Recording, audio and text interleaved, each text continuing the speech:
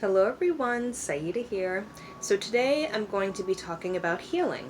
Okay, so this is for anyone that does healing work, whether it be Reiki or Theta healing, healing touch, whatever kind of modality that you're drawn or you resonate with. I feel like this is an important topic to talk about because I feel like it's something that people that engage in healing practice tend to struggle with. I, I'll say maybe for the first few years of their healing practice or for whatever period of time. I do feel like this is something that's come up for people, and I know it's come up for me. So when I was doing my healing work, I was doing Reiki, and I technically still am. Reiki, angelic healing, Atlantis centered healing. I was very, very committed to my healing practice. And when I would do my healing sessions, I'm a bit of a perfectionist. So for me, I would, after I did my healing session that I did for this client one day, I talked to my spirit team and I asked them, what can I do to improve my healing practice? What can I do to make it better? What can I do to make it so that I guess the client is healed in a way that's better for them? And one of the things that they told me was relinquish the responsibility. And that hit me like a ton of bricks. Okay, it hit me like a ton of bricks because I didn't even realize what I was doing. I didn't realize that I was taking on the responsibility of healing the client for myself. Like, I was taking on all the responsibility as if I was the one doing the healing. And,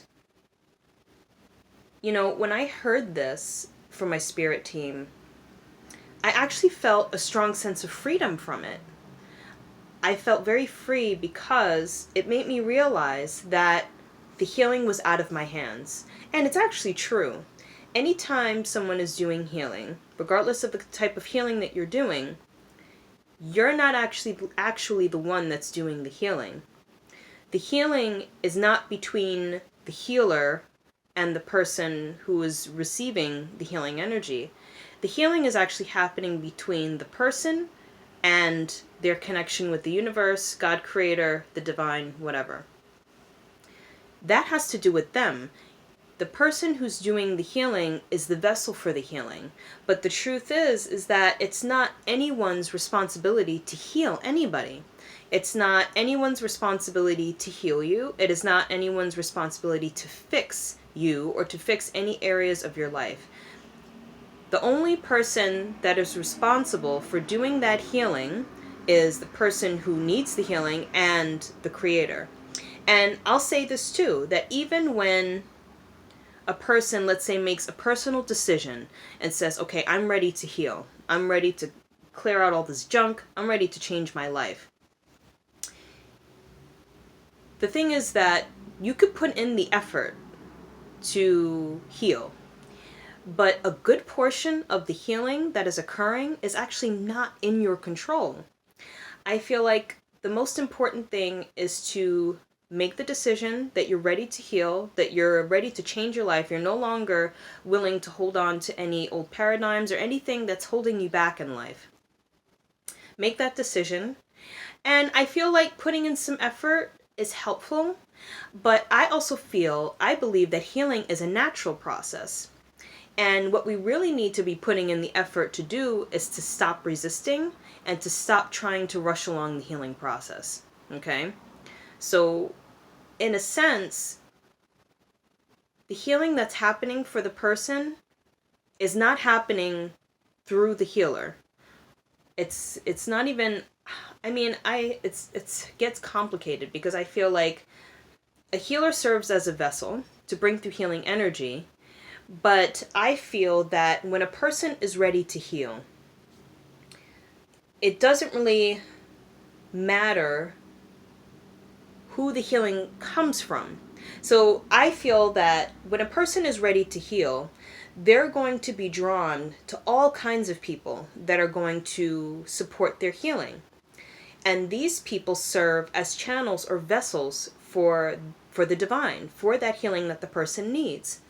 So I feel that if a person is ready to heal, They may attract just a random person on the street that says something to them, that awakens them, that triggers them to change their perspective, and ultimately, ultimately it changes their reality.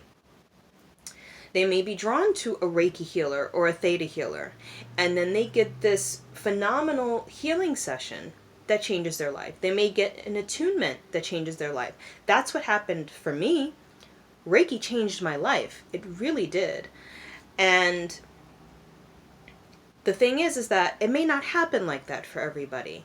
I don't feel that healing necessarily needs to come through a certified healer.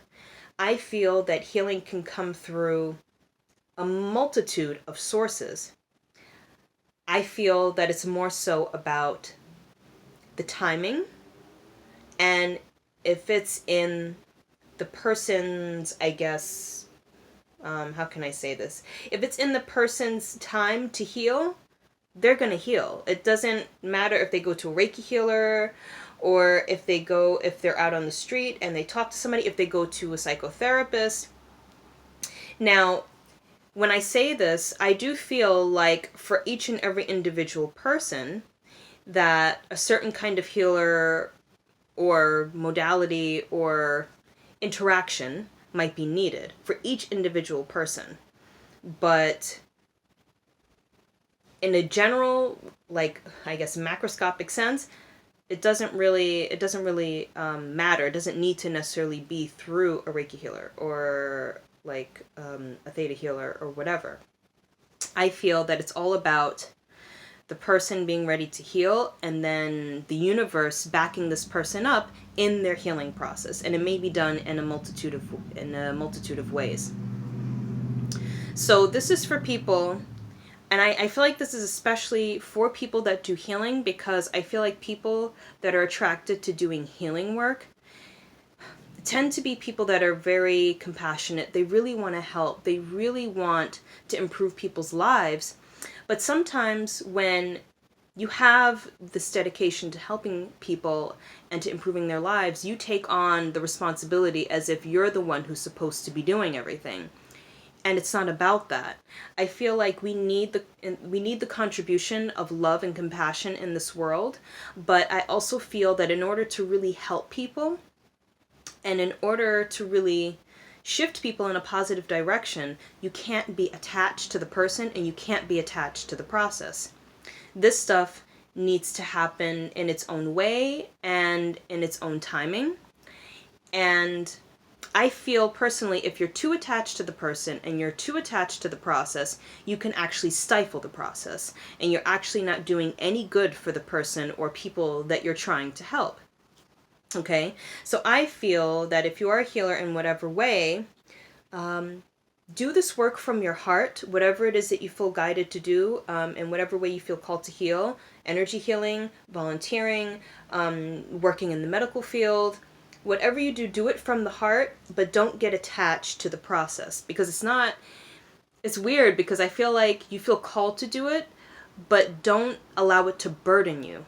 Okay, or else you're not doing good for yourself, and you're not doing any good for the person that you're trying to help, or the people that you're trying to help. So anyway, that was a big lesson for me. But like I said, it was freeing, because it made me feel that I don't even really need to do anything. All I need to do is set the intention and allow the energy to move through me, and that's it. So from that point on, when I do healing sessions, I don't try to manipulate the session. I just allow spirit to work. I see what's happening and I get a visual of what's happening, but I'm not doing it. Spirit is doing it. My spiritual team or whoever, they're doing it. So, and I feel personally that it works best that way, and it takes all the stress out of it. I'm not stressed about the healing process at all.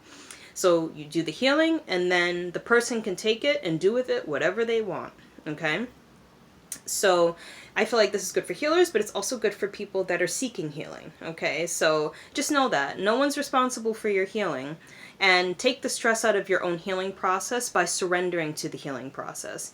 Do what your heart feels called to do, but then allow yourself to just let go and to relax and allow things to come together naturally. Okay?